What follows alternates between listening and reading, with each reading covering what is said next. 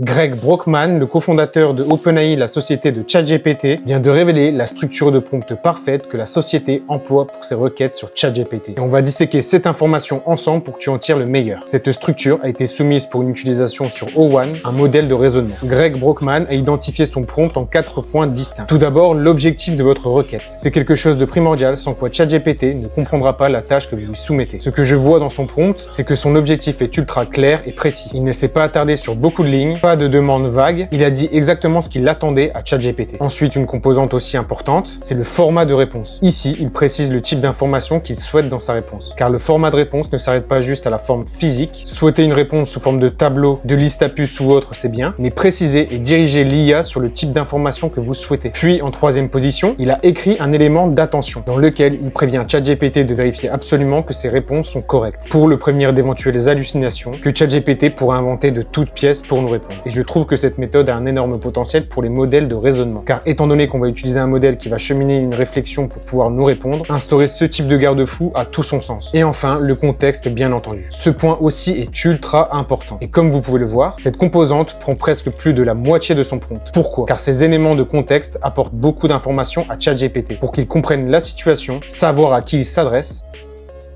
dans quelle situation la personne se trouve, et pour évaluer les paramètres qui auront le plus d'importance dans sa réponse, que ce soit pour connaître les contraintes techniques ou encore les ressources disponibles. ChatGPT pourra du coup adapter ses calculs et son raisonnement pour fournir un résultat pertinent. Bon, j'imagine que certains se posent la question, pourquoi n'a-t-on pas ajouté de rôle à ChatGPT dans ce prompt? Cette technique a en effet prouvé améliorer les résultats, mais parfois elle peut les dégrader si le rôle n'est pas approprié. C'est un peu à double tranchant. C'est d'ailleurs ce que j'ai lu dans cette étude qui a été menée par une université de sciences. Donc ce que je vous conseille, c'est de tester vos prompts avec ou sans rôle et d'évaluer par la suite la qualité des réponses, tout simplement. Donc voilà, n'oublie pas de me suivre si cette vidéo t'a plu parce que tu vas adorer celle de demain.